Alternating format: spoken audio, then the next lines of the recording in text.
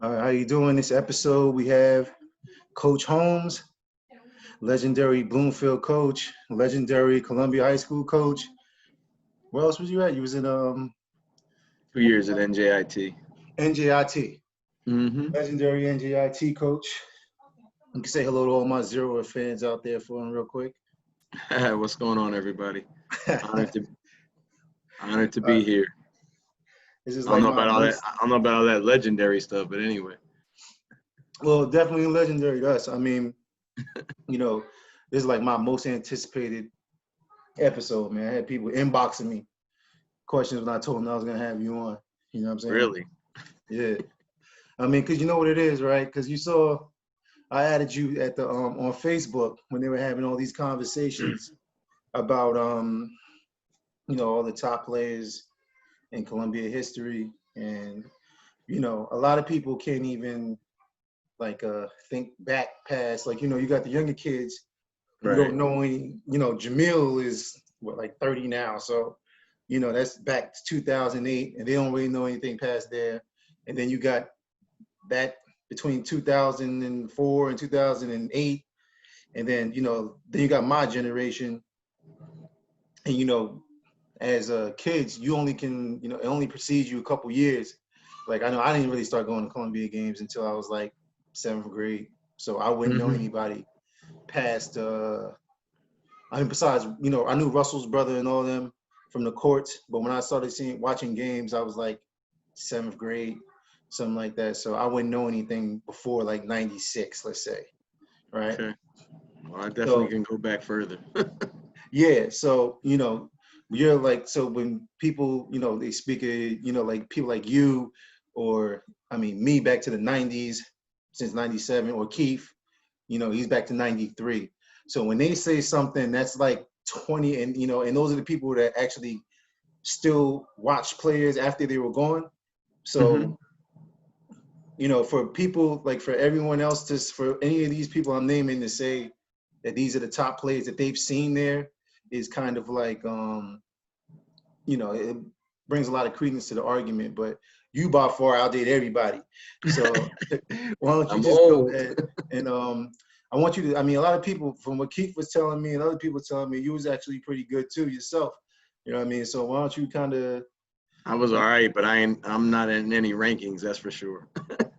yeah, I mean, they told me, from what they told me, they said you play like a New York guard, like you was out there rebounding and rough, and you know what I mean?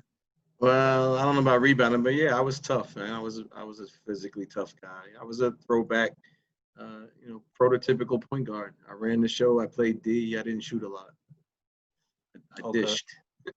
Did you were you in school when Mark Bryant was there, or no? Yeah, so Mark was a senior. I mean, I was a senior when Mark was a sophomore. Okay. But we actually have the same age. Well, that's I not think I'm actually. I, I think I'm maybe 6 months older than Mark. Well, So I was that's not. Go ahead. there were only two seniors on the team, myself and one other guy Okay, yeah, my that's cool, year. because nowadays that's not. I mean, that's kind of common, right? You got seniors that are 19 years old because Oh they yeah, definitely. reclassed two or three times. You know what I mean? And I can only imagine that stuff was around when I was younger, because I barely got out of school when I did. So I know damn sure I didn't want to get held back and do an extra year. It was pretty Same much, here. I yeah. was, I probably could have been in the year behind me. I turned 17 my senior year. So Okay. And why don't you kind of explain to everybody what it was like? Because he's obviously the most popular, the most known basketball player ever from Columbia. yeah, You well, kind that's what I put on. I guess it was your post.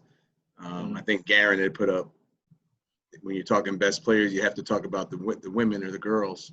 mm, And then I said best ever or best since '97, because best ever I think is clearly Mark Bryant. mm, He was an All-American at Seton Hall, and he played in the league for 15, 16 years. So I think that was a no-brainer. yeah, you kind of explain to everybody what it was like. So you're older than him, and you know how it is. I mean, I played varsity when I was young, when I was like a freshman. And like I said, I told Des and all of them, like, I don't know if you saw the episode, but it was kind of like, it wasn't too welcoming for me. I know that. So like, how was it kind of like for you? Do you think it was when Mark coming behind you? And, obviously, I don't know if he had all the accolades at that point, but what was it Who, kind of me? like as far as Mark Bryant? Oh yeah, no, well, see, the starting team was myself. Jeff Kelly was a freshman. He and I were the backcourt. Mark and his cousin Eric Dines were both sophomores. And then the fifth spot was occupied usually by a good friend of mine who was a junior, Greg Snell, or sometimes another guy who was a junior, Scotty McCluskey, who both RIP, both of them, unfortunately. We lost both of those guys. But that was pretty much our starting team. Like I said, there was only one other senior on the team with me, and he was playing for the first time. His senior year was his first time ever being on the basketball team. Okay. And was it kind of like,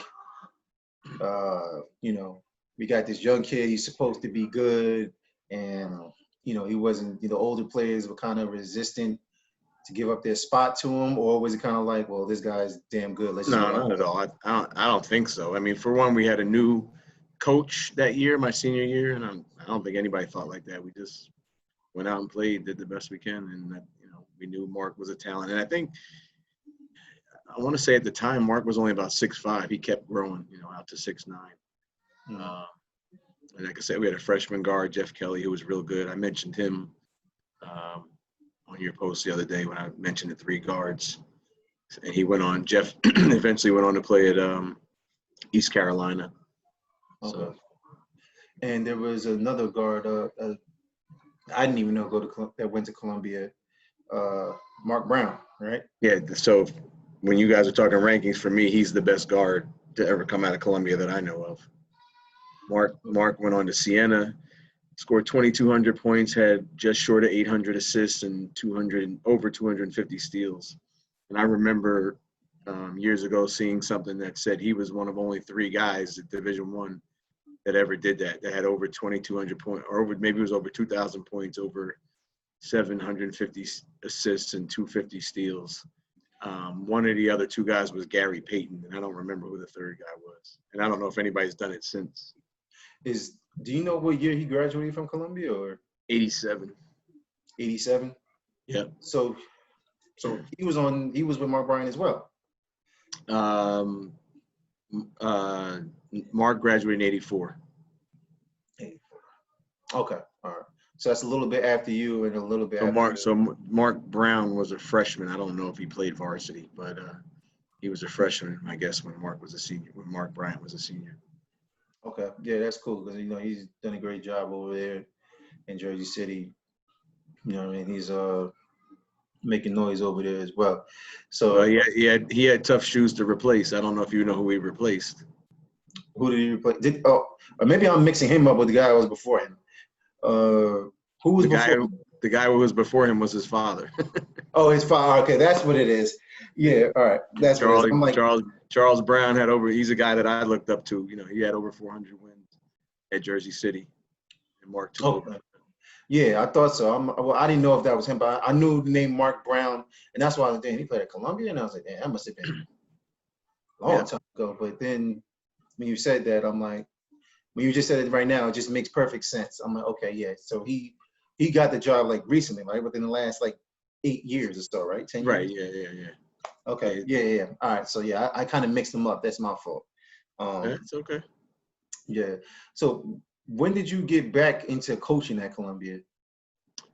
My first year was 93 or 94. I think it was the 93-94 year. I'm pretty sure. Okay, so 93, 94, you kept, and Bailey was the coach? So yeah, that just funny how it happened. For me, it happened overnight, or spur of the moment. I hadn't really thought about coaching, and I read in the news record that Columbia hired a new coach, and just like that, I said to myself, you know what, I want to coach. And I went down to the school and met with the AD, who I knew from when I was a student, and to see if I could get the JV or the freshman job, and I got the JV job. Okay, cool. And how was it like, Bailey is like a big personality everybody knows he's like legendary for his personality. So like, how was it kind of like being an assistant to him? It was good, you know. I learned some things. In particular, learned a lot about just how to handle people and read people. You probably learned more about interacting with people than necessarily basketball stuff. He was good. He was very good with that. You know, being the disciplinarian at the school, he kind of knew everything that was going on off the court. So it was good. And we took over a program that wasn't very good, and we had to build it up. Okay, cool. So that 93-94 season, do you remember some of the players that you had as your first team? Yeah, so some of the seniors were Paul Carter, I think was a senior, Brandon Ramos, and the guy that's really easy for me to remember is Jimmy Lee, because he's now our unofficial team doctor at Bloomfield. Oh, You know, he's an orthopedic surgeon. He followed his father, who was also an orthopedic surgeon, and he handles a lot of our athletes now. Whenever I send my players over there, I'm like, I coach this guy. That's how old I am.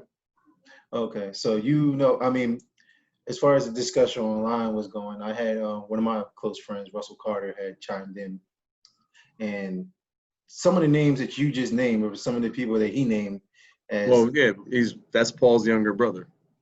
His older brother was. You didn't know that? No, I knew that, but Oh, okay, yeah. I mean, So I didn't. Paul was a senior in my first year. I'm Okay. sorry. Yeah, his older brother. But when you said Russ, I was actually picturing Drew, the middle brother. Drew, yeah. Yeah, I forgot. You know, when you said Russ, in my head I was thinking Drew, but forgot about Russ. Yeah, I mean, Russ was adamant. He's one of the people. He was in my ear testing me, like, ask him about Jimmy Lee, ask him about Rashard Reese, ask him about these guys. And I'm like, So Reese, who you know Reese, he's a comedian now. I don't know. I mean, He's a comedian. He was pretty good. He was I don't want to blow him up, but he was academically ineligible when we first took over, but he got eligible for his senior year, and he did pretty well. And we had another kid, Walter Hobbs. Those two were really close. They might have even been cousins. I can't remember. Walter was pretty tough, kind of a late bloomer, but very skilled. Who else did we have back then? Reese. You know, we by the second or third year, we started having winning seasons, and we did pretty well. Okay, and I think about so that's 93, 94. Aaron Lee was another guy we had. Oh, maybe that's what I'm mixing up. It's Aaron Lee, not Jimmy Lee. Jimmy was a senior. Russ probably knows Aaron, would be my guess, because Jimmy was a senior in my first year, so he might be thinking Aaron Lee. Is that the kid? Is that the guy who he says had handled like Steph Curry and was shooting from? I don't know if he had all that, but yeah, it's more likely that he's talking about Aaron than Jimmy. Aaron was tough. He was tough. Yeah. Okay. Now I remember a couple. Well, first of all, before we get off that, I have to ask you. I had Keith on last night. Keith, actually, Keith Harvey. Okay. Keith Harvey. I had him on, and I mean he loves you. He was your. And I coached Keith. I forgot about him. Yeah. Yeah, you were his favorite coach. You know, I guess he didn't get along that much with Bailey, but you know, I guess you were the first one to get him a shot because he got cut his freshman year. So he was kind of talking about. He was like, "Yo, you got to ask Holmes if he remembers." There's a guy named Claude.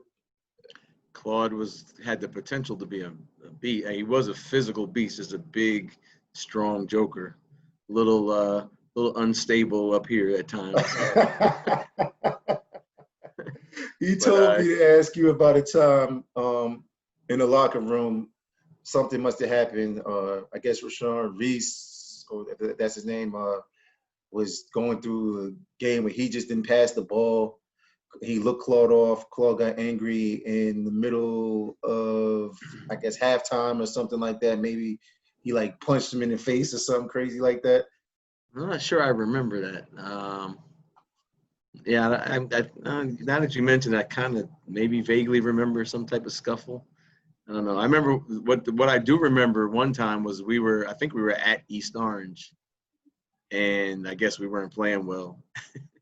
and we were walking into the locker room, and I think I was holding the what was considered the med kit back then, but it was like a metal, like almost like a lunch bucket kind of thing. And Mhm. Bailey said, give me that. And he walked in and he just threw it against the wall. The stuff went flying everywhere. He said he just wanted, mentioned that too, actually, in the other. he just wanted to shake everybody up. It was funny. Yeah, I know, and you know, And we until I know who think else we had. You know who else we had who was good that played with Claude was Fran Nichols. he was with. Was he with Drew or was he with Paul?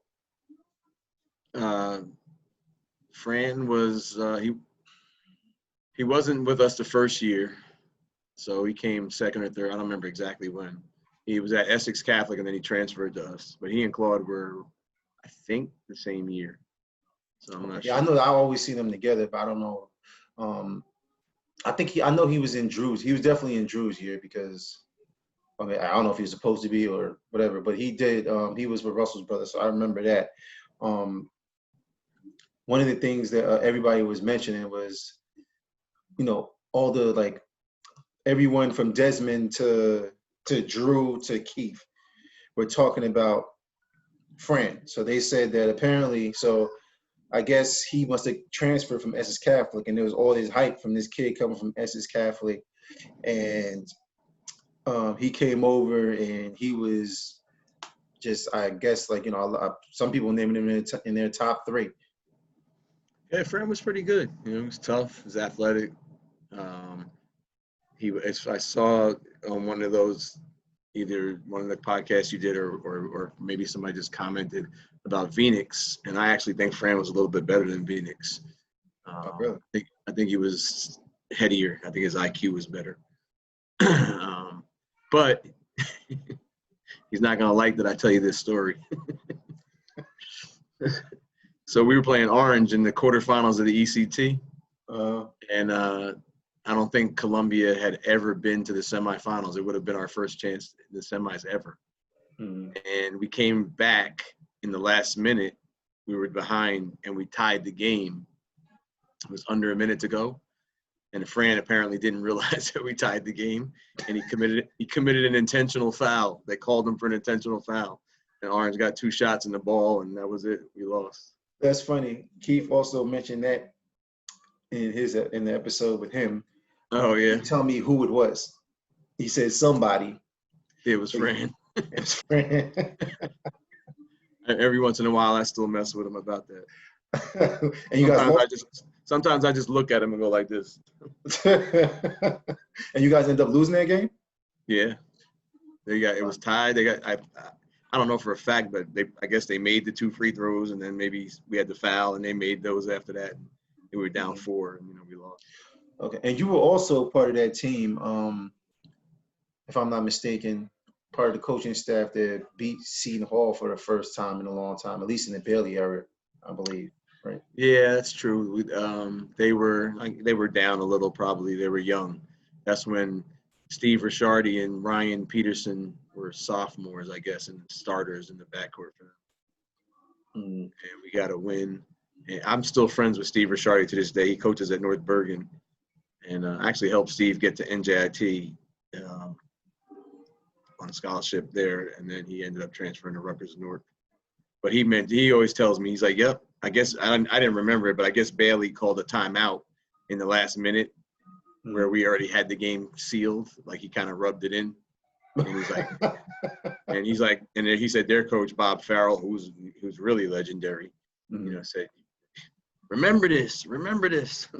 And the next year they probably kicked our ass, so paid us back. Now, speaking about that, because I remember talking to Keith, and the players that they had on the team that he's naming, I recall being pretty good. It was Keith, Fran. I think he named some guy named Tim. I think it's Tim Roberson or something like that. Tim was tough, man. He was funny too. That's who Harold named in his top 3 guards all the time that he's seen. Tim was tough. Really good defensively. Really good defensively. And he would talk as he was playing. It was funny. Like he'd pull up in the lane. He'd be like, teardrop. talking to people while they were going. Okay. And I think I want to say maybe he said, explain to me what the issue was with his team was they were just too small. He was saying basically, I remember him saying maybe Doug, who everybody knows is fresh now. Um, I think he was playing center maybe possibly. And he just recalls a game you guys lost to ending the season losing to Elizabeth. Oh, yes. That was in the state playoffs. No, yeah. Was it Elizabeth? Yeah, He we were said, yeah, down in Elizabeth, and it was against Elizabeth, too, yeah. yeah. Actually, that's when – so you say stuff, and I start remembering stuff. Mm. So now I got to call out another guy. So Maurice Hunter was a sophomore on that team. You guys, you know who that is? Apparently, from the first thing that comes out everybody's mouth when they speak about him is he was lazy. That's all I know. He was, but see, he was very talented, and he I don't know if he was starting for us. He might have been starting, but he played, and he was one of the bigger guys, and he didn't play in that game because he had just gotten an earring, and he decided not to play. The coach wouldn't let him play, or he decided not to play. He decided not to play. He wouldn't take the ear. You can't play with him. And when they told him to take it out, he wouldn't do it. I would say at this point he was probably scared. Sophomore state playoffs. He wouldn't take his earring out, and he just didn't play in the game. That's crazy. That's a similar story actually. I remember somebody telling me about later on. I'll get to it about Stanley. I remember him coming. We were playing Seton Hall my sophomore year, and I think it's the last game he ever played, actually. He showed up to the game, and then, at the end of the third quarter of the JV game, we usually go into the locker room. And I think he showed up, either forgot his boxes or he had a hole in his boxes or something like that, and just went home and just never came back. And he was like a starter. Yeah. Something like that. I actually don't remember. I know it's funny you say it and these things. I kind of remember having something with Stanley, but so that might have been it. I don't remember the details. All right, so yeah, moving on from that. Now I remember, I don't know, was this your last year at Columbia? Another player that comes up that everybody pretty much named their top forward list was Howard. Yeah, I mean, he was only with us 1 year. He was at St. Pat, or was it 2 years? I think he transferred in the middle of his junior year, and he came from St. Pat's, and talented for sure, a little bit big head, and I don't think he met the hype at all, for what everybody expected. That being said, he was talented, and now that I think about it, it's funny, names are starting to come back to me. So he played with Carl Thompson. Carl Thompson was one of the toughest kids ever. Anybody mention his name? Russell. Huh? Russell mentioned Carl was tough, little small guard. He was really tough. And Carl and Howard played together. I remember we won in either I think it was a buzzer beater against Caldwell in the ECT. Carl hit the buzzer. I think he hit the game winner, if I remember correctly. And then I don't remember who we played the next round. I think we lost, but whatever. Carl was tough. Okay. He had some brothers or something too, right? Yeah, we had an older brother, Jason. Jason was a senior our first year, me and Bailey's first year, and we wanted him to play, but he didn't. He was a star in the football team, and they were just tough kids. Their father just made them really tough kids. He would have helped us if he played, but he didn't play. Okay, yeah, I think his sister actually was in my sister's grade. I want to say, I think there was like a lot of them or something like that. And his sister eventually became our manager. She was younger, and she became a manager for us. Yeah, she was the manager when I was a freshman. Mm-hmm. Yeah. Okay. You know who else was pretty good? Anybody ever mentioned Ryan James? Yes, they did. Is that Keith was talking about him? Drew spoke about him. I always get him mixed up with some other guy. I think I could have sworn his last name was Scott or something like that, but apparently we probably talking about the same person. That was in Fran's year, right? Or around the same time. I can't remember exactly who was matched up with who. But Ryan was tough. He ended up going to Wilkes to play football. He was good. And I think Ryan played a lot of varsity as a sophomore. He had a good career for us. Okay. Yeah, and he was kind of like an undersized big man, right? Sort of, yeah. Wing, but yeah, kind of like you said, we didn't have a lot of size, so he kind of had to play big, technically speaking, play the bigger spots. Okay. And kind of explain what went on with you, because I mean, I remember you when I was in middle school coming to my games, stuff like that. My mother didn't want me to go to Columbia. And I was either gonna go to Seton Hall or I think it was St. Pat, somewhere, something else. I didn't want to go. I wanted to go to Columbia because, I mean, keep it real, honestly, and in retrospect, I really didn't take basketball that seriously, probably as I should have. I was just playing because at the time I was good, really, honestly. I really love basketball, but I really just wanted to play with my friends. So, like, I kind of like floated in and out of that floated in and out of my importance. I would say, like, as far as, you know, I didn't do the necessary things to get better because, I mean, honestly, I love coaching way more than I love playing. You know, I wanted to play the games, but I didn't really want to do anything else.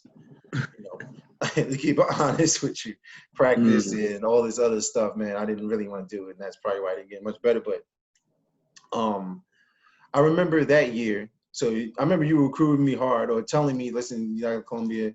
And my mom finally says, yes, okay, you can go to Columbia. And then that year, you didn't coach. When I got there, you weren't there. I got screwed by the human resource lady at the Board of Ed.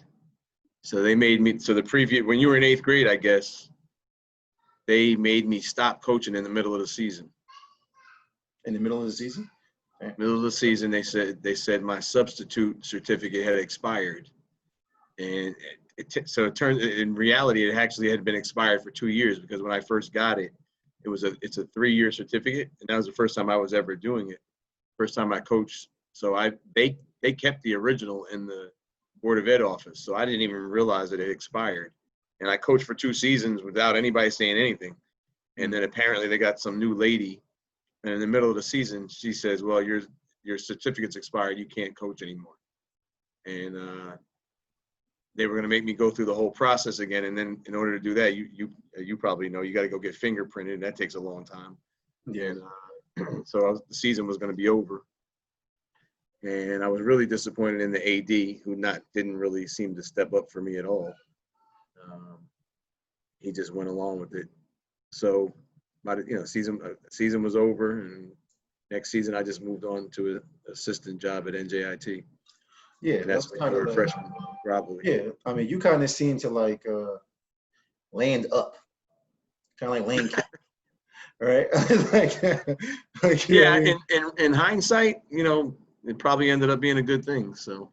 Yeah, I mean, because you definitely probably would have been a front runner to take over after Bailey left. And then, you go to William Patterson. So kind of explain to me like what the difference was when you went from Columbia to the college game.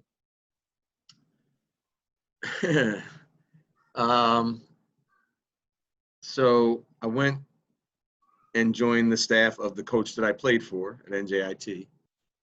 And he was in his probably like 19th year. But he was he was preoccupied with a lot of other stuff.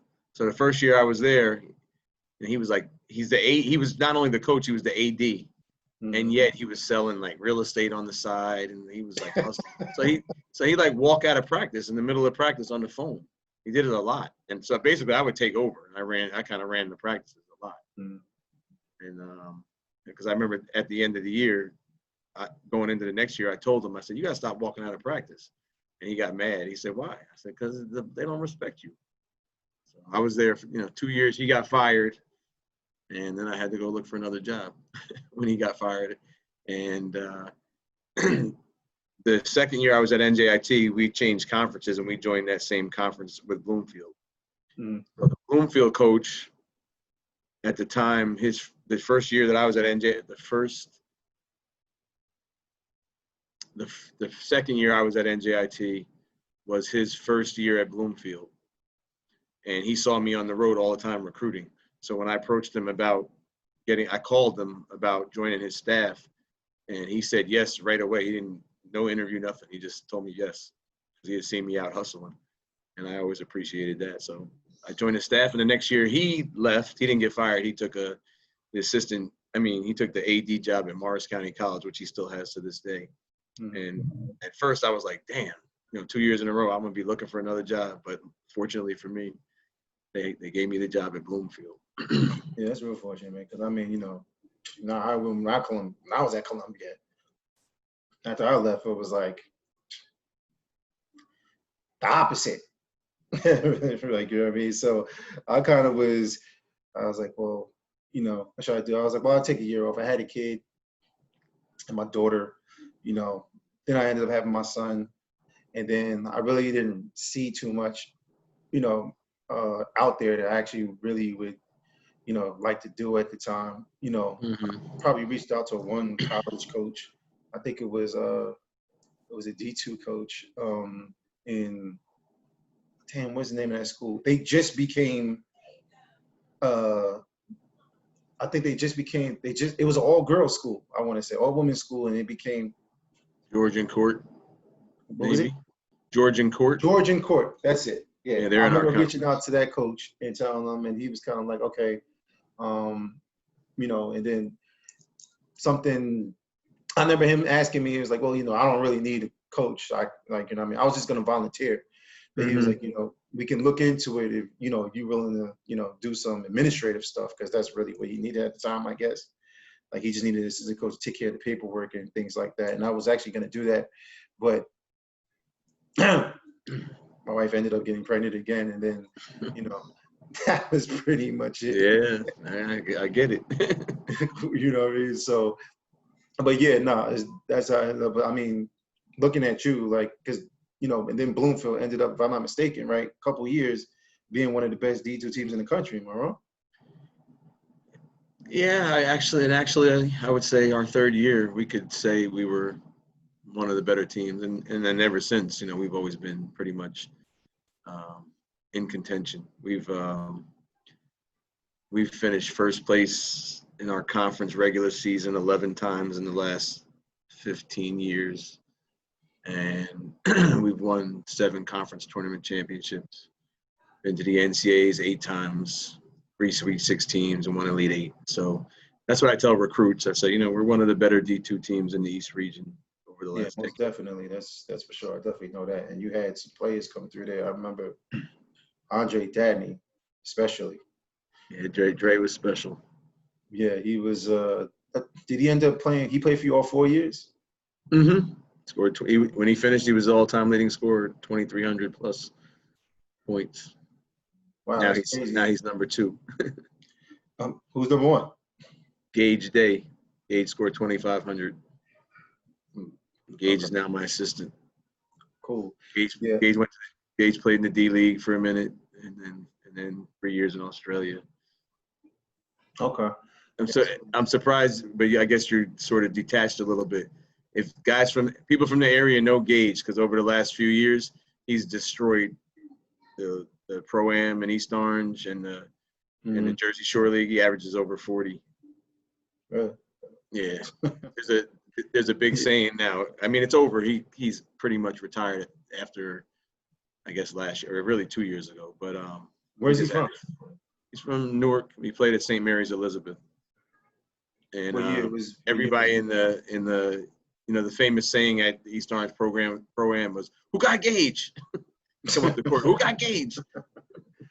What year did he come out? He graduated high school in 07, I think. So 8, 9, 10, 11. Yeah, he graduated in 07. He finished with me in 2011. Okay. Yeah, I probably do know what I'm saying. If that was around the time that I would. He wasn't that highly regarded coming out of high school. He didn't even score 1,000 in high school, but he scored 2,500 for us. I probably know him when I see him. Definitely, especially if he's from Newark and he was saying like that. Yeah. I coached in the program I remember coaching Dave Lowry and those guys one year in East Orange.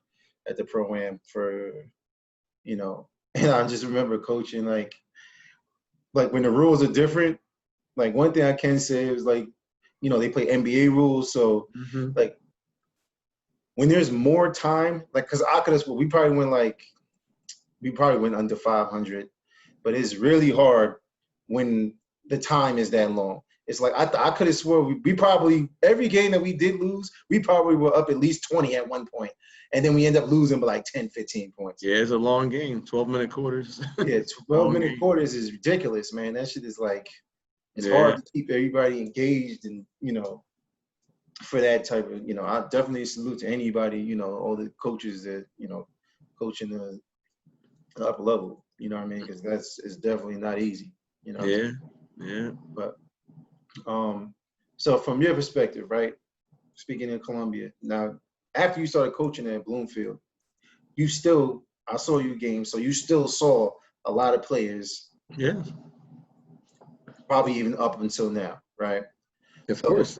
I'm always recruiting, so if they got talent. All right. Plus it's my school, so you know I always keep my eye on them. Yeah, most definitely. So if you can name, because this is kind of like you would kind of be the judge and the jury on this, keep honest with you, because you can go back further than me, further than Keith. But you coached. So I'm going to say from Keith's year on, right, which is probably like what, 93, 94. That's where I'm going to start. But from when you started coaching at Columbia up until now, can you give me 3 of the best guards that you've seen? Oh, well, I think you guys probably hit all of those because the 3 guys that I mentioned were before I coached. They were, you know. Yeah, most definitely. Those are no-brainers. When I played, or untouchable guys. Yeah, that's when I played, you know, give or take. But from when I started coaching, you guys, you know, I think you guys mentioned them all. Jamil, Dez, you know, Dez is one of my favorites. Yvonne. I'm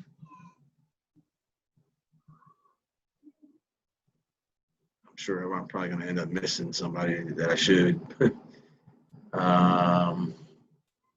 Fran.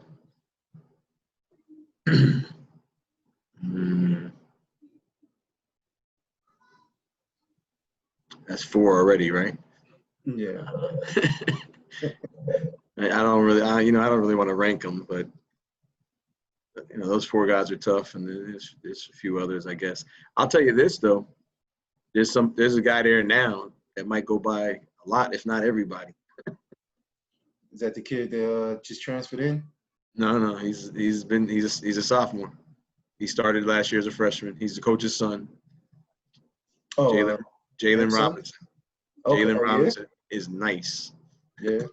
He's already got a Division I offer. I gave him his first offer, but I knew he was going to get D1. And, yeah, I remember seeing him playing 7th, 8th. I remember actually seeing him. But here's the thing, Eddie. He didn't do all of that stuff in 7th and 8th grade. You know how many times I refereed him? He didn't do any of that. Eddie Starzinski and those guys are going to hate me probably too, because I guess they just didn't really let him go, apparently. And I didn't know he could do what he could do until the summer before his freshman year. Columbia played in my summer league. I have summer leagues at Bloomfield. And Jalen was out there cooking. And I'm looking and I'm going, wait, you didn't do any of this last year in 8th grade games. You know, and I looked at Bam and I'm like, yo, he's like, you know, they just had him kind of just running it, bringing it up and passing.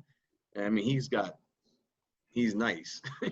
I remember him like from when he was like a 2nd and 3rd grade. Like that game. I guess the first. I don't know if it was the first game, but Jamil's father, Lenny, was at the game, and when the game ended, I was refereeing it, I think. And I looked at Lenny and I was like, "Yo, y'all had the shackles on him." I know he could do all of that, and I've refereed him 50 times probably. I remember the big thing from what they told me was, I want to say maybe possibly he had a problem with his defense. I want to say maybe. It could be. I don't know. Yeah, I don't know. But I mean, his offensive skills that summer, I was like, wow. And, you know, he started as a freshman, and he's going to be special. Okay. He might end up being number 1 or Oh, Yeah, he's definitely going to be on that list. So okay, yeah, in modern day memory, especially, probably, yeah. the You know, kid that you just answered me about, just transferred in this year as a senior, is Isaiah Hill. yeah. He's athletic, but he's a little bit of a head case. So we'll see. Yeah, I mean, I was with Linden this year, and I remember playing Union Catholic, and I mean, it's kind of funny. It's like when you see somebody play and then you see their highlights, because the highlights are like the best that they can do. So Right. And I'm he jumps out the gym. yeah, I'm like, what the? I remember playing them and being like, I don't remember any guards from Union Catholic. I definitely don't remember anybody doing that.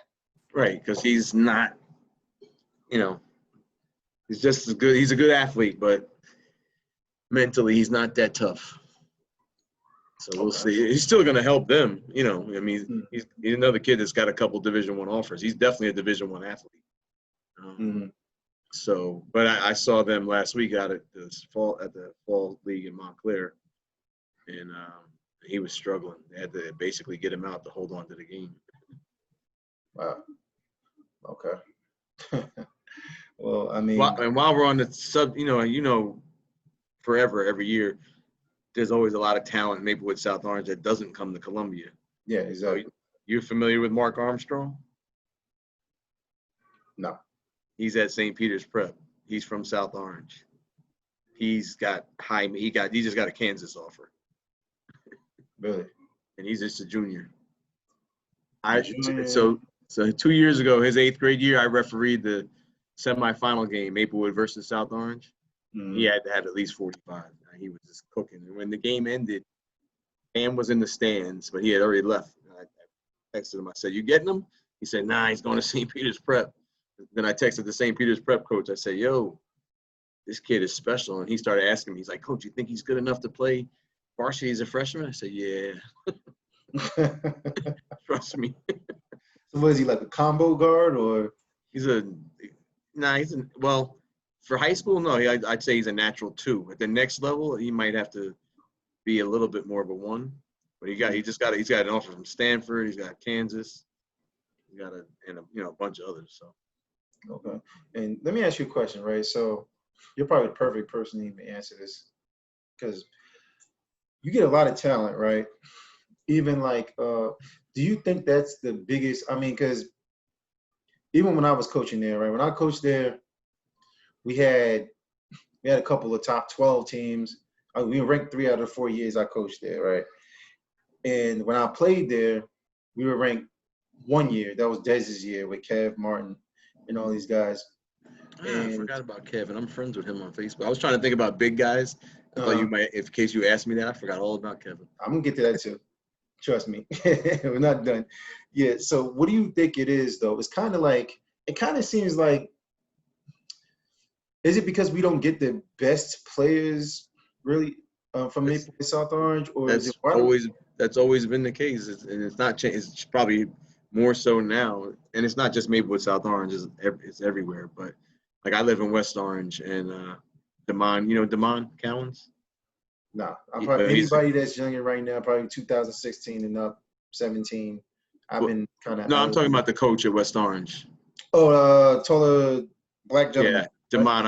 I recruited Damon to NJIT. Anyway, but he goes through this. It's like I was watching the summer league game the other day at Montclair. Bergen Catholic was playing St. Peter's Prep, and there were, I think at the tip-off, there was 2 guys for St. Peter's Prep starting, Mark and another sophomore, his kid named Jackson, that played for South Orange 8th grade team a couple years ago. And kid from Orange was starting for them. Kid from West Orange was starting, who's a freshman, is starting for Bergen Catholic. It's always been that way. I remember coaching a JV game at Columbia way back when against Seton Hall Prep, and the whole starting 5 were Maplewood South Orange kids. Really? Yeah. I mean, yeah, that's crazy. But even I feel like, so like even Desmond them year, they're 20-2, right? I mean, we're 20-4, but we only lose 2 teams, right? So, like even when we have good teams, like what do you think? You're talking about Desmond's senior year? Des senior year, yeah. You were the coach then? No, you were behind Desmond, right? Yeah, yeah, Yeah, I was a freshman when right. Des Okay. yeah. I remember just like it was just like a constant feeling like kind of like the Clippers or something. Like it always seems like Columbia is not like even when they have the talent, they're not gonna. Well, Aaron Davis should have been part of that team, right? And he left. Yeah, He was the same year as Des, right? yeah, And he left to go to Essex Catholic. Essex Catholic. So just add him to that team and how good that team is going to be. Yeah, that's true. But even with that, they still had enough. I mean, they were 20. They only lost to 2 teams. You know what I mean? And even when you got Jamil and Yvonne and them, we lose to Union in the second round or something like that. We got by far the best 2 players on the court, right? Well, yeah, I think so. I think they had the kid A. Sean from Union. I think he ended up going like Virginia Tech or something, right? But at the time, he wasn't better than Jamil and Yvonne. But it's kind of like, what do you think it is that a lot of kids from over here that go to Columbia don't really reach their potential? I don't know if that's the case.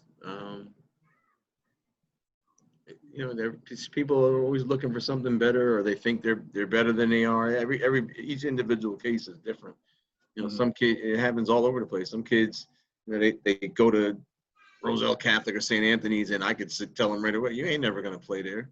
They're coming back to the public school eventually. Or now the transfer stuff is crazy. They just go. Matter of fact, it's funny. We could probably end up talking for hours. So Zayon Marsh, you know him? Well, you said you haven't been following lately. Who's it? Zayon Marsh. He just graduated. So Zayon was at Columbia as a freshman. And then over the last 3 years, I don't know the order, but he went to Patrick School, Roselle Catholic, Bishop R, and Marist for like a hot second. So he basically did 5 schools in 4 years. Yeah, that's type of stuff ridiculous now. I remember. And he would have, he'd have been playing major varsity minutes as a sophomore, but he ended up, probably not as good as he should be because he's bounced all over the place and never really turned into what he should have been. Yeah, I remember. There's a kid from Vauxhall. What's his name? I think he reclassed a couple of years. I think he's going to like Eastern Carolina or something right now. What's the kid's name? He went down to Florida, was playing with Noah Farrakhan? Noah. Yeah, that's my wife's good friend's son. He's from Vauxhall. I thought he was from Newark, but I don't know. I think his father's from Newark, and then his all mother the Newark people seem to claim him. So. Oh yeah, okay. Well, yeah, I know he lived in Union. I know that. Okay.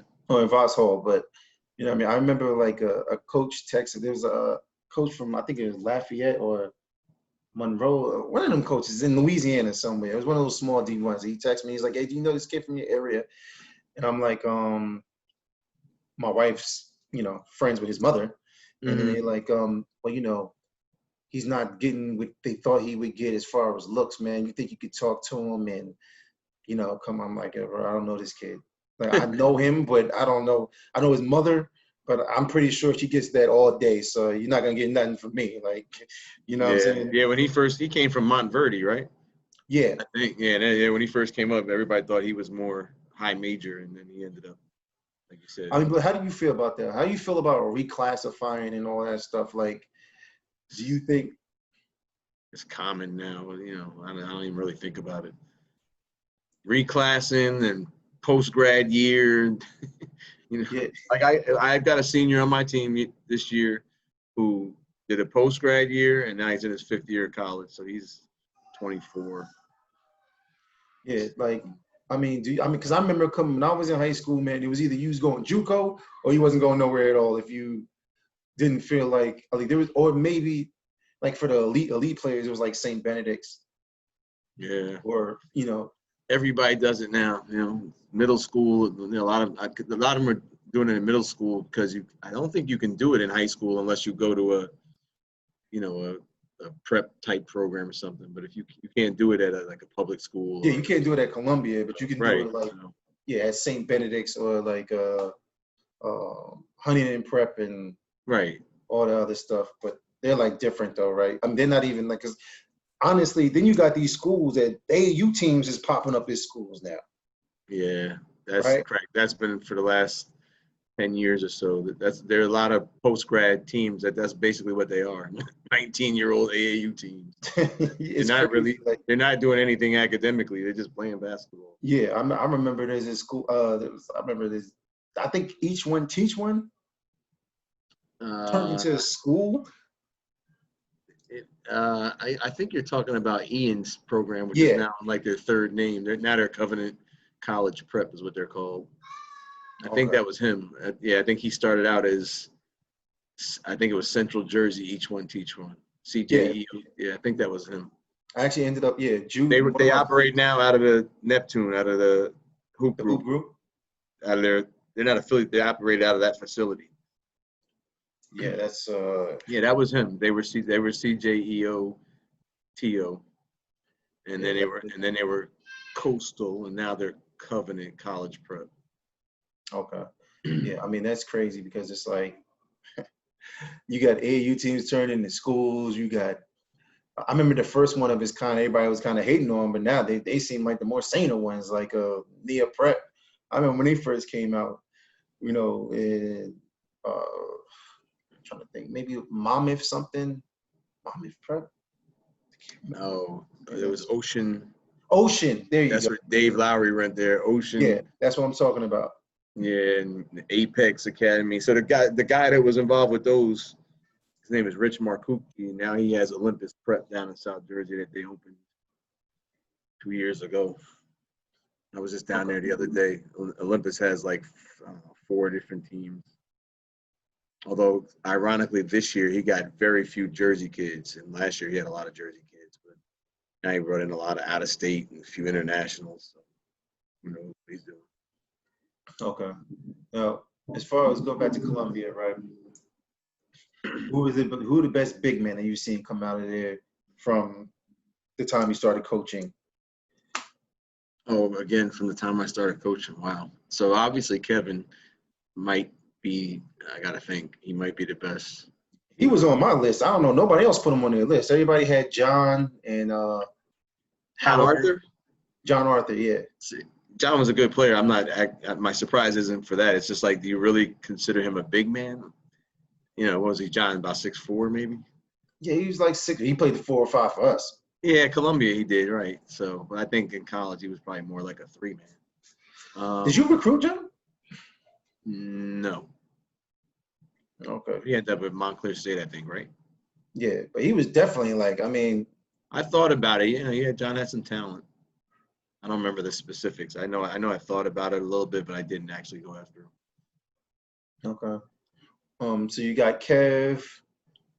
So from the time I started coaching,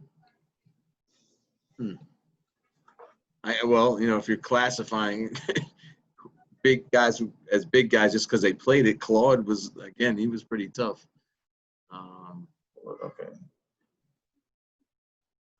Like you said earlier, we didn't have a lot of big guys back then. Did you see Ryan Bacon play? Ryan is probably the best. I think I'd put Ryan over Kevin. I'm sorry. Okay. Ryan's the best. I did think about him yesterday when I was thinking about people. So Ryan's probably, and Ryan surprised me. I didn't think he was going to be as good in college as he turned out to be. Because Ryan played with Namdi, and Namdi ended up coming to play for me. Yeah, Namdi is.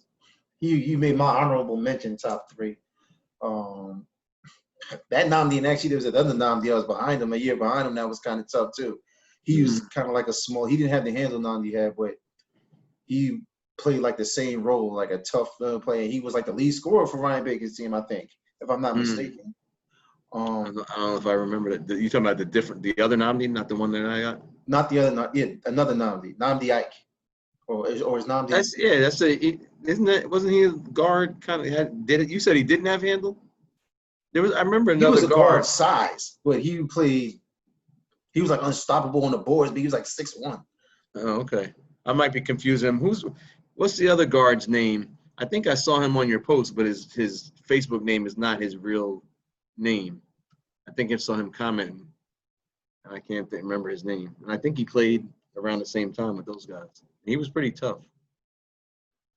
Uh, Pretty sure I he made a comment and I clicked on his page and I'm like, oh yeah, I remember him, but I don't remember his real name and his Facebook name is not his real name.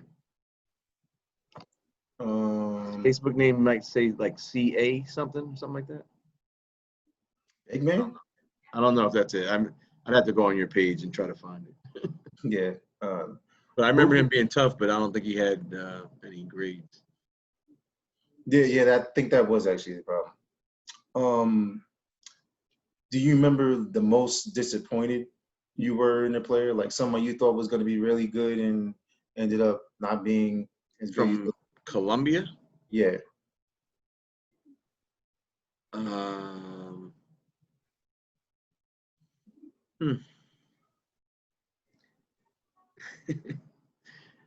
Like I said, I don't want to embarrass anybody. I thought Maurice Hunter. I thought he had a chance to be really good, and I don't think he turned out to be as good as I thought he would be. What was he? Was he a center? Or he's only like 6'4", right? He was like 6'5" maybe, but the same thing. He was, he had some guard skills, and I think that's what he wanted to be. But I guess back then, we needed to use the size to play him. I get if I had. I don't want to. This isn't a knock because I don't even think I thought about it as a JV coach. But if I was the head coach, we probably played a different style, the same way I do in college. Like right now, I recruit bigs that can handle and shoot. We play 5 out. We just go. Yeah, that's the same way I like to play. Kind of. And that's like those guys that were on that team first year actually. Ryan James.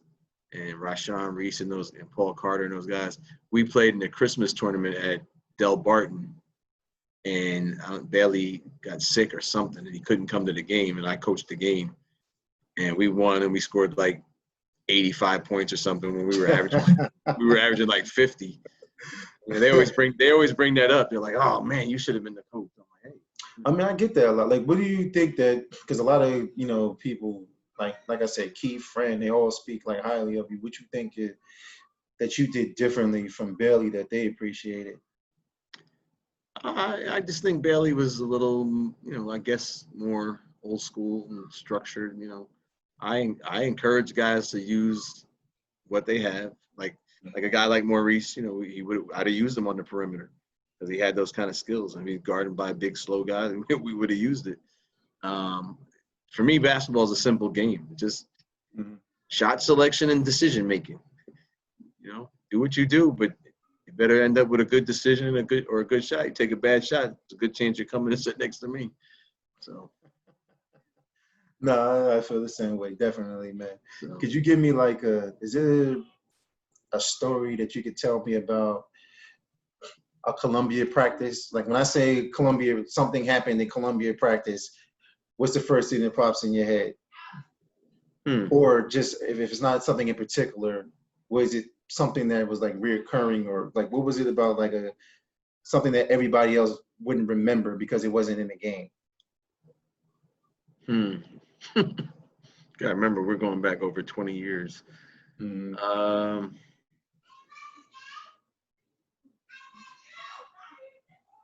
No, that one, I might have to think on that one for a while. Nothing jumps out at me. Nothing really jumps out at me that I can think of. It's funny. I can think of one thing that happened this is not funny for anybody from Columbia. This is actually more for my family. So Doug Thompson was a pretty good player. You mentioned him. Not a barber. What do they call him? Fresh? Yeah, Fresh. Yeah, Doug was pretty good, really athletic. And one time we were having a scrimmage. I brought in some guys, some of my friends and stuff, and we were scrimmaging against the team. And I remember Doug was on the break, and my cousin was back on defense. And I had to yell at him, "Don't jump with him." I said, "You about to get dunked on." So he jumped. He jumped, and I think he fouled him. But Doug tried to wham it on him, and he missed it because he fouled him. But that was when I was still young enough to play a little bit. So yeah, I mean, and you said that Lee Morant played on our team. He was pretty tough too. Defended, was really fast. athletic, just didn't shoot it that well. But anybody ever bring him up? There's probably 3 Lees that you mentioned now, and I thought it was the same person every time. So I can only remember this one. Lee is the first name, not the last name. Oh, Lee. Is that the Lee. short, dark-skinned guy? Mm-hmm. Lives here in West Orange now. I think he owns a car dealership. Yeah. He played basketball? Yeah, he was pretty good. Really? Matter of fact, after they were finished, Lee played with me in the men's league. Tim Roberson played with me. Fran played with me. So yeah, he was tough. Okay. You know, a lot of stuff like it's funny, like when you look back on it, right? And everything is always a generational thing. Like, you know, older people will say Michael Jordan. Anybody in probably that's growing up that's 18, 19, 20 years old right now probably say LeBron, right? Or maybe Right. Kobe or something like that. Probably not as close as everybody thinks it is. Michael Jordan's pretty much way better than everybody. But I mean, I agree. Michael Jordan's the greatest ever. yeah. I actually got a couple of people in front of LeBron, to keep honest with you. But I'm kind of, and I can say that with all honesty because I'm not biased. The reason I put that in there is because I can honestly say, Jamil Grace is the best player I've ever seen. From going back from, maybe like 97. He's the best player I've ever seen. And the pushback that I got. At Columbia, you mean? At Columbia, yeah. Right, okay. So, and then the pushback I got kind of was, if Jamil played in 97 or he played in 94, 95, he wouldn't be able to do all that stuff he's doing now, or that he did. He wouldn't be able to hold his own against these older guys that, what do you think about? I don't know that argument applies at the high school level. The difference at the NBA is a huge difference. That argument makes sense because the rule changes and the way they enforce them are an absolute joke right now for me in the NBA. That's why I tell you, you put Michael Jordan in his prime, he averages 40, he might average 50. Because you can't touch anybody. It's ridiculous. And they literally changed the walk rule, so you're literally allowed to take 3 steps in the NBA now. That gather step or 0 step. Yeah, so these long athletes, they can get to the rim with 1 dribble from half court. I mean, it's a joke. It's crazy. I can't watch an NBA regular season game. They don't play any it's hard. It's like this scores is like 150. Yeah, there's no defense. Watch games like that. Foul call. Like even now, I watch the playoffs.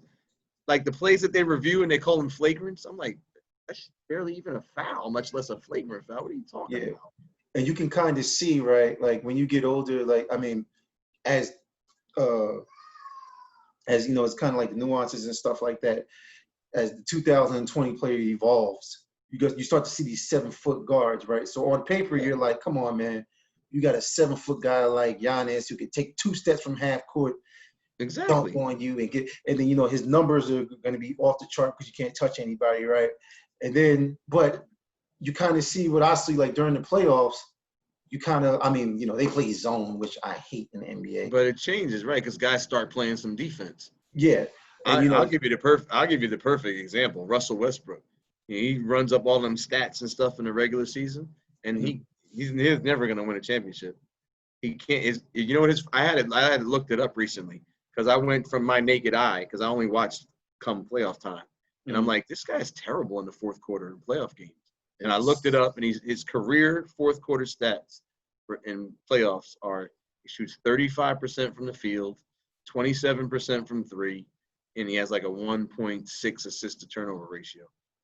He can't shoot, and they're not just letting you drive and get easy layups at playoff time. So you see what happens. I'm big on skill. You know what I'm saying? Like that's why I love Kobe. Russell Westbrook plays super hard. He's super athletic, but playoff time is in the NBA is a whole different game. So that the old like Michael Jordan, Detroit Pistons had a whole set of rules for Michael Jordan. They were tackling him when he went to the basket. You know what I mean? So you can't compare that to me. You can't compare that generation and this generation, the way the rules are and the way they're enforced. Now, going back to the original question, I don't think that applies. High school rules haven't really changed. So I think absolutely Jamil could play back in the 80s and 90s and do probably just as well.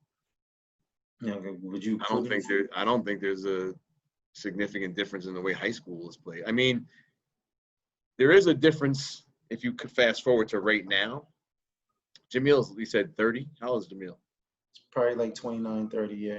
So he's right on the cusp of when the changes started happening. Now, nobody plays outside except now they're playing outside a little bit because of COVID, but nobody plays outside in the park anymore. They just work So, out.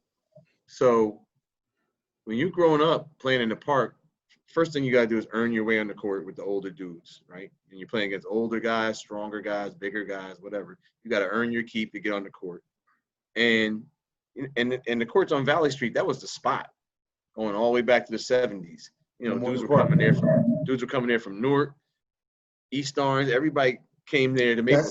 We were lucky. I live right up the hill. I was lucky, but dudes came from everywhere to that court. So, you on the court and there's 20, 30 dudes. You lose.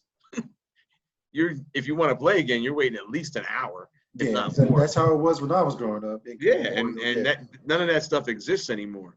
So, and that's the other thing. So competitive fire is not the same because they just play organized now, an AAU club, whatever, play 3 games on a weekend. And a lot of these kids don't even play again until the next weekend.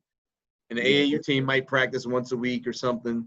Or if a kid doesn't get his, kid just transfers. Then goes to another team or daddy starts his own team or whatever. It's ridiculous. So basketball IQ is a lot lower. Competitive fire is a lot lower. Physical, they're just not as naturally strong and don't have the same endurance. I just went through this yesterday. I'm refereeing games, and a team plays back to back. In the second game, their energy goes from here to there. Kids can't play back to back games, I just laugh. I'm like, we should be outside all day. All day, 8 o'clock. They start at 7 o'clock in the morning, man. Yeah, and they're till like 5 or 6. They don't play outside, and not even basketball. They do nothing. Like, they don't ride bikes. They don't do anything. They don't play football. Me and my wife had the same conversation. We play tackle football in the park. All kinds of shit. Yeah, and one thing I had to change. I really had to realize that that's not going to change. So I got to change. So I got to teach stuff to college freshmen that 15 years ago I didn't have to worry about. They already knew it. Oh, now I got to teach now, like I would have taught 7th and 8th graders 15 years ago. They don't know anything. Well, and I'll show it to you on a bigger level, or on a higher level. These super high major guys, most of them, these high super top 100 guys that have been getting over in AAU and where they don't play no D either, AAU, and they go to college and they struggle in the beginning because they don't know how to play, a lot of them. So the best, easiest example is to watch Kentucky because they're almost always playing freshmen. Yeah. Right? And you watch how they struggle in November. Watch Kentucky in November and any other team that plays a lot of young guys, and they don't know how to play. Tyler Hero, right? Yeah, all of them. Tyler Hero is phenomenal now. I don't remember what he did. Exactly. That's part of the one and done culture, right? But you watch Kentucky games in November, and you'll see a lot of bad basketball because Calipari needs until you see him in March. It's a whole different story after he's had him for 5-6 months and he's teaching them. A lot of these kids have no idea how to play. And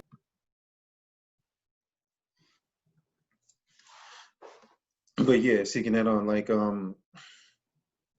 it kind of translates, right? And also on the high school level, do you think as far as comparing it to the 90s, do you think that is it easier to coach the player now? Do you think there's kind of coaches I see now? I mean, I was up until 2015 and I had a different type of player. I didn't have St. Pat's or, St. Peter's or whatever the case may be. So, I had a couple people that probably would just get up and leave, but for the most part everybody isn't full-time basketball players. So do you think is it more difficult now to coach players because they could just up and leave, or they just don't like to hear what you got to say? Or I would imagine at high school, I would imagine so. Absolutely. I don't think I could coach high school. I think I would get fired quickly. They're so, the kids are soft. Parents are soft. They whine.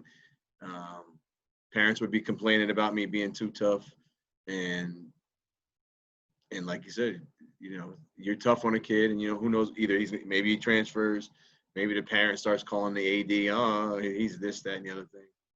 Like, so I got a funny little story on that. I'm reffing fall league at Bloomfield High School several years ago, and I'm changing, and a Livingston parent who knew who I was says, "Oh, we need the Bloomfield College coach to come to Livingston." And I said, "Nah, you guys don't want me." He goes, "No, we need you." Now, Livingston had just had Ray Dover, who I don't know if you know Ray. Ray runs the New Jersey Crusaders AAU program. Yeah, I know. Yeah. They had Ray for 1 year, and I guess they fired him. Okay. I don't know if he quit or they fired him or what, but I think they considered him too tough. Mm. So I said, "Listen, you guys couldn't handle Ray Dover. You definitely can't handle me." And he said, "Oh, okay."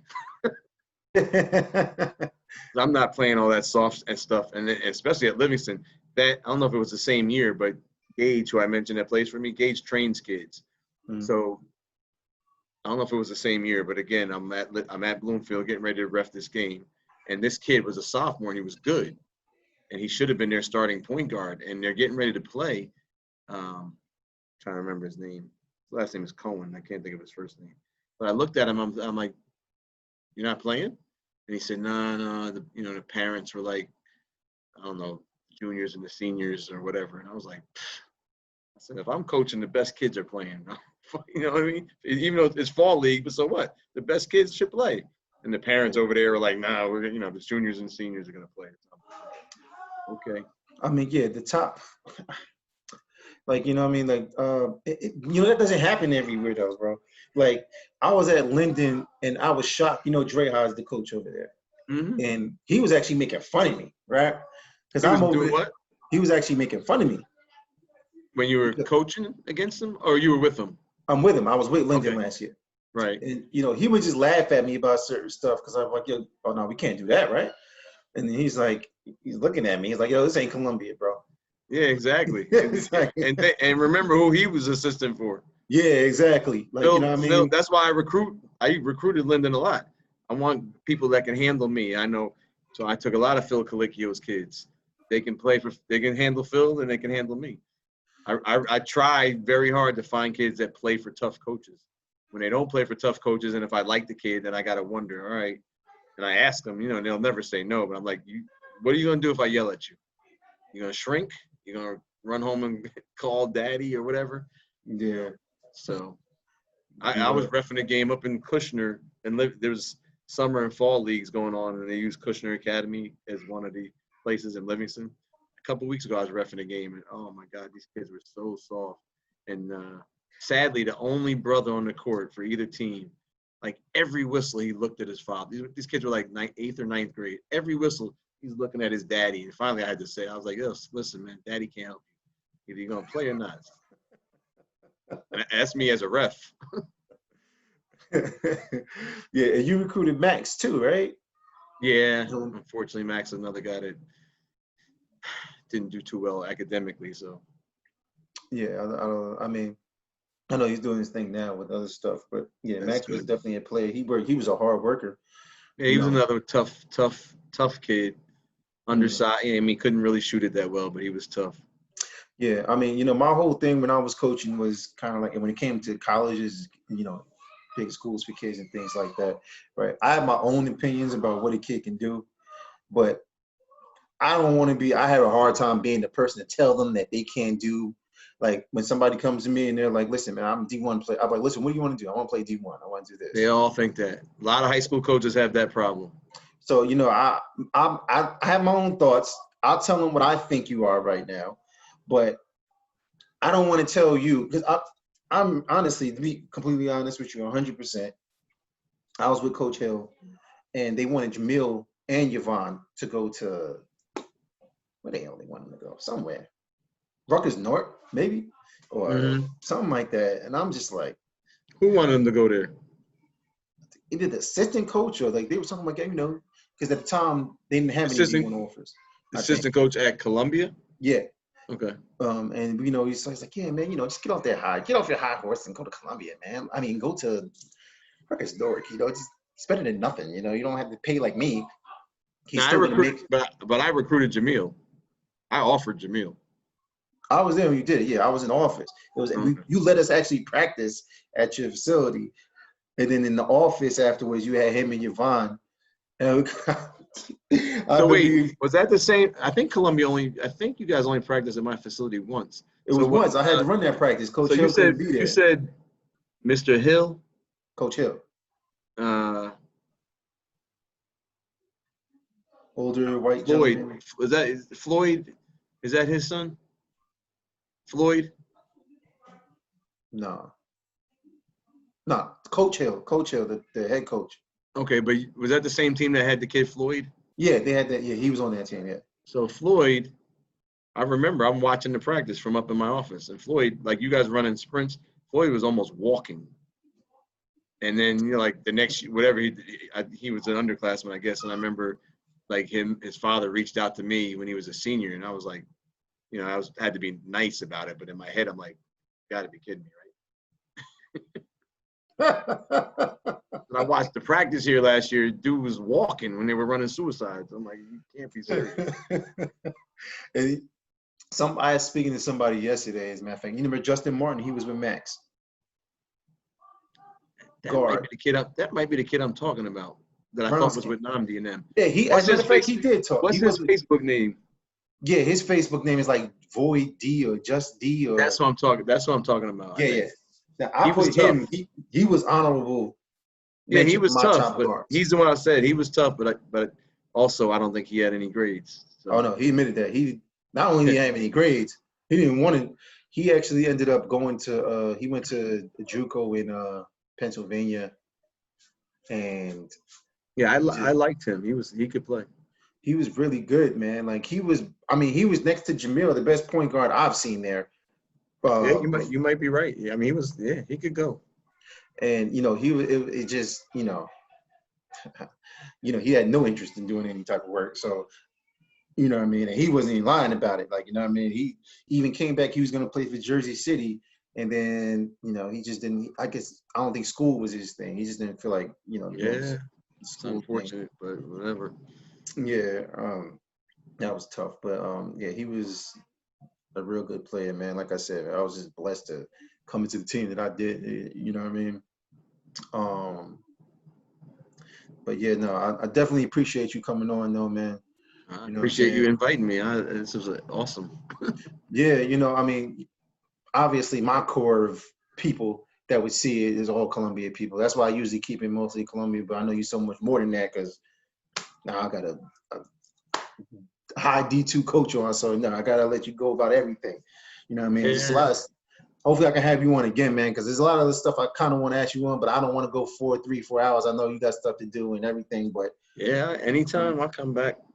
I appreciate it. I can talk basketball forever, man. Yeah, no, most definitely, man. Now you think about it. So I mean, just one more question, right? Because you started talking some NBA, right? Mm-hmm. Now, I do have some opinions. I am real high though on some of the players now, like KD. Yeah, I mean, 7 foot or close to it, and he's a legit 2 guard. Yeah, and one thing that really actually hurts me, like I have to turn the channel sometimes when I have to hear Charles Barkley introduce talk. Sometimes, man, I just don't think that anybody gives Steph Curry the credit that he deserves, like for changing. No, they don't. He's the real deal. He's ridiculous, bro. And to hear these dudes play, I remember some guy, I think it was Oscar Robinson, said something like, he's not even the best shooter I've ever seen. Now, I'm like, it just makes me angry the fact that they think, I'm like, all right, I understand it was more physical. I agree with that. I've seen it, I've watched it and everything. Long shot, yeah. But at the end of the day, bro, it's still basketball. They weren't playing on the streets of Compton, man. Like, this wasn't, like, come on, man. You don't tell me Reggie Miller could play or John Stockton could play. Well, John Stockton's pretty tough. Like, or Mark Price or any of these dudes could play, and Steph Curry couldn't play. Like, come on. Steph Curry, you mean play back then? Yeah. Yeah, no, he could play. I mean, he would find it a little bit more difficult. The defense that was played against them, they allowed hand checking and stuff Well, like that. everybody would. So, Yeah. A dude like Michael Jordan puts his hand on your hip like this, and you ain't going nowhere. Especially a little guy like that. But Yeah, you know what I'm saying? of course he could. Of course he could play. He may not be quite as successful because they allowed a lot more physical stuff. Now, and they're gonna bang you around. Dudes are gonna take hard fouls on you like they did to Jordan.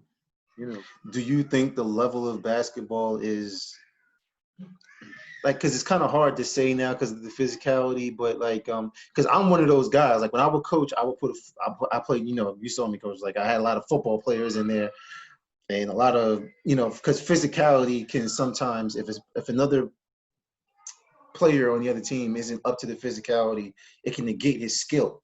Of course. You know what I mean? So, and that's one thing that people don't take into consideration as far as physicality goes. Like, if you're physical with players, somebody can be way better than you, but you can actually either take him out the game, not literally, but you can take him out the game or, frustrate him to the point where that type of stuff has to be put into effect. So, I mean, even though Charles Oakley can't stretch the floor like physicality makes a difference, and unfortunately, in today's NBA, you can't really do it. Yeah. So I mean, like, are there some players that you can honestly say you'd be like, well, look, this guy couldn't play back then. Like I said, he would be average. I don't really watch the NBA until deep in the playoffs. This year, I watched it a little earlier because COVID. There wasn't anything else going on, and actually, probably one of the games I loved the most was the play-in game because it was more like college. One game, winner goes, loser goes home. Yeah, that was really good game. I did too because Melo was actually my favorite player. So, I mean, off the top of my head, I don't know if I could pick somebody. Like, do you think James Harden, because he gets taken out the game real quickly? He clearly would not be the same back then as he is now because he get those foul calls on him. I'm like, come on, man. Yeah, sometimes looking at it, it's like, yo, what is he supposed to do, right? Like, you defending the guys. I see them go straight up sometimes. Yeah, it's ridiculous. Move out the way and still get the foul. Look, 2 games ago, Dragic fouled out on basically what was a regular layup. And they said, I guess they felt like his knee hit the dude in the chest. Oh, I think wasn't it Dragic? Not the game that they just clinched, the game before that. Huh? It was Dragic, I think. It was a game where they lost. Celtics won. Yeah. Right. Yeah. Dragic just went to the bucket and raised his knee up, and they called him for an offensive foul. And I was like, I think it was Jason Tatum, I'm going to say.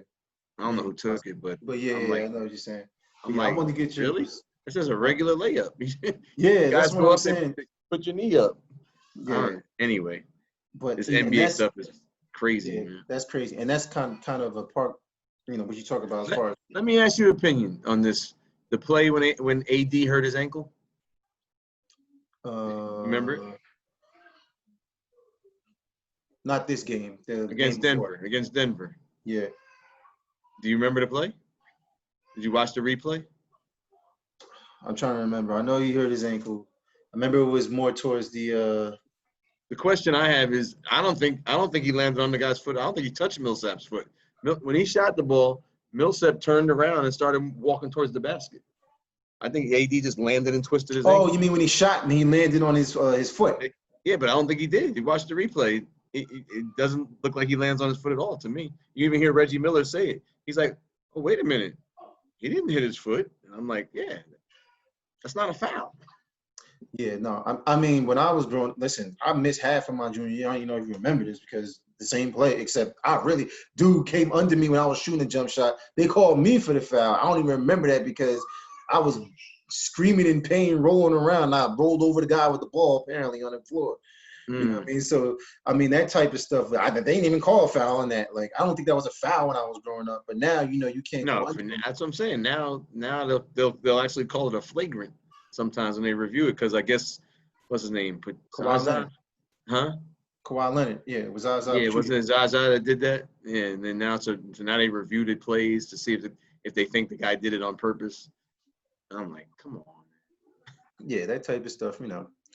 But unfortunately, like you said, that's kind of like the whole park thing you're talking about. When the guy's not used to that type of toughness, that type of There stuff was a happens all the there was a time. play with Tatum a few games ago, and I think it was Jimmy Butler swiped and got the ball. Tatum was coming to the bucket. Butler came back, swiped. They called him for a foul. Now, when they reviewed it, you could see one, Tatum actually committed an offensive foul, pushed him Oh, I know off. what you're talking about. Then after Butler got the ball, didn't foul him. Then the Didn't ball foul him. Yeah, he actually got all off ball. of Tatum's hip, and the end result was they had a jump ball. Yeah, I'm like, that was so foul. Yeah. like you reviewed it, you should have changed it to an offensive Or foul. offensive foul. Or if Yeah. not, just say, okay, he didn't foul him and the ball went off of Tatum's hip out of bounds, get the ball to Miami. I'm Yeah. like, come on, man. Well, no, yeah, they do a Why lot we of. get a jump ball out of this? They actually allow you to do a lot of stuff. The physicality comes from the offense. Now they allow you to do a lot more pushing off and stuff like that now than they did before. Remember a few years ago, a dude would just go like this, swipe, Harden used to do it a lot, right? Swipe, and they call a foul, and they give him the 3 shots. Yeah. And now they finally eliminated that. They say it's side to side, and they don't let him shoot it. But Yeah, remember, no, for that was ridiculous. That was a few cheap years, points. they were giving foul shots on that. I'm like, Yeah. dude's 40 feet from the basket, and he just he heard the whistle, and he threw it up, and you're giving him 3 shots. Yeah, they used to do that back in the day. I was watching the ESPN Classic or NBA TV, and I was seeing, I think it was Jordan. Jordan used to do that too, but he would do it from like 10 feet out, in a high post or something like that. He would swing. Was it Jordan? Somebody. I think it was one of those plays. He had that. He used to do that too. But it was just that, he was a lot closer to the basket, and he would just throw, his hands under your whatchamacallit and get the foul. Yeah, the NBA rules are crazy, man. Yeah, I get it. But the guy thanks again, bro. Gerald that refs in the NBA, I don't know if you Mhm. ever heard him on it. He used to ref with me. And he was actually the first person I ever recruited when I got the job because we were reffing together. Mhm. And he still had 2 years of eligibility. He's one of the main top guys now, Kane Fitzgerald. Oh, cool. What does he say? Huh? What does he say about the? I haven't talked to him in years, but I talked to him at one last time I talked to him. I was like, "Yo, he's like, it's just entertainment. They just want us to do whatever." So, you know what? I never looked at it that way. I could tell that because listen, not 8 out of every 10 screens that are set are illegal, and they don't ever call it. When they finally call one, it's on like a dude who's like the 10th man on the team.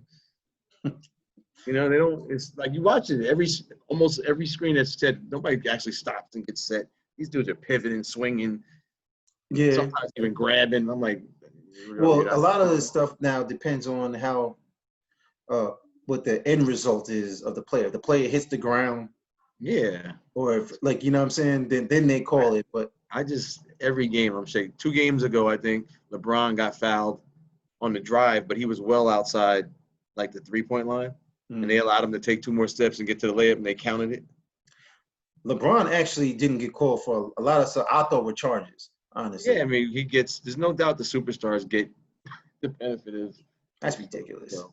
You can't just run people over, though. That's ridiculous. Come on, man. I can't root for LeBron. Is absolutely a great player. And, anybody that says that, the conversation. If you don't agree with that, then we can't even talk. Because you don't know basketball. He's a great player. But I can't root. I just told my guys today. Today was our first day doing workout. So I can't root for that guy. I can't either. Every team he's on, I root against. He whines too much. He flops too much. And it seems like to me, he blames his teammates for a lot of shit. You see him always. No, he's always. And I mean, for a guy, if you go down the list of his teammates.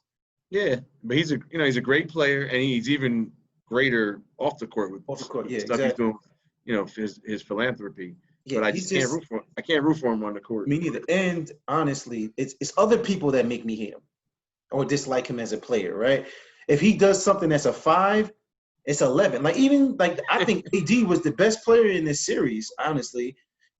And LeBron takes a third team to the finals. It's like, bro, if I get AD, go to the Lakers. If I get Kyrie, Kevin Love, I get D-Wade, go and Bosh and go to Miami. You went to 3 different teams, but where's the Yeah. accomplishment? Well, again, that's another. That's free agency now, and the dudes strike the stack teams and all that. But where's the So, accomplishment with that though? Just because Cleveland hasn't won. If I went there with KD, Jordan, and Pippen, I mean, and I win a championship, does that mean just because Cleveland hasn't won? I mean, I don't know. yeah, I don't get into that. Like I said, for me, Jordan is definitely the greatest ever. But and Did you, do you keep in remember? mind if Jordan doesn't take 2 years off, He they got might 8. have won 8 in a row. Yeah, most definitely. Did you So coach? Did you remember? Did you ref Kyrie at all, or yeah, did you see that coming? um, not not at a really young age. Like I remember him from 6th grade. I remember doing a 6th grade championship game with him. And he actually had a kid on his team at that time that might have been better than him at that age. A kid named Chris who ended up moving to Texas. I don't know at what point I could say. I don't know if I ever, probably wasn't until maybe his senior year in high school when I realized how Even great his he was. senior year in high school, I was like, this kid's going to Duke. I remember playing. I remember thinking Jamil was better than him. I remember Ross. You know Ross, right? He used to, I think when he was younger, he used to do some of the same Do pads. do I? Ross is a security guard at Bloomfield College. He is.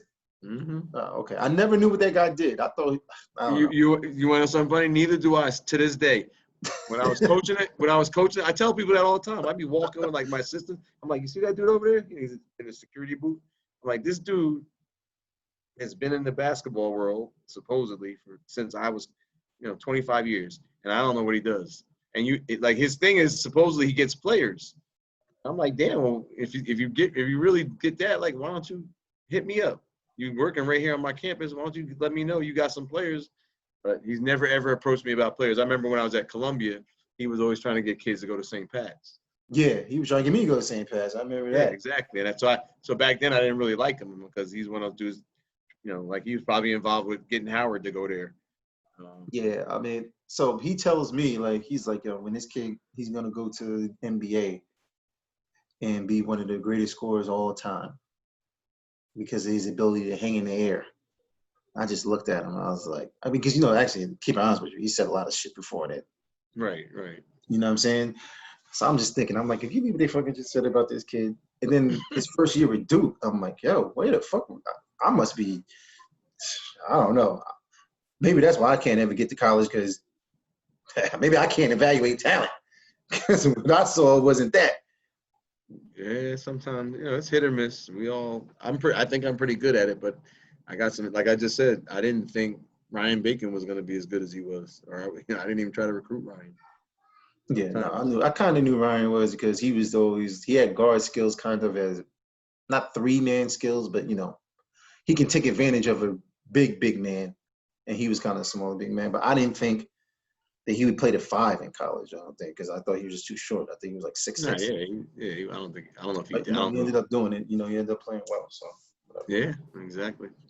But yeah, no, thanks a lot, Coach, for coming on, man. I'd like to have you again on a couple of weeks, man. I'll hit you up whenever your Absolutely. schedule is free. You know what I'm saying? I'd love to get your opinions on some of the stuff that's going on now.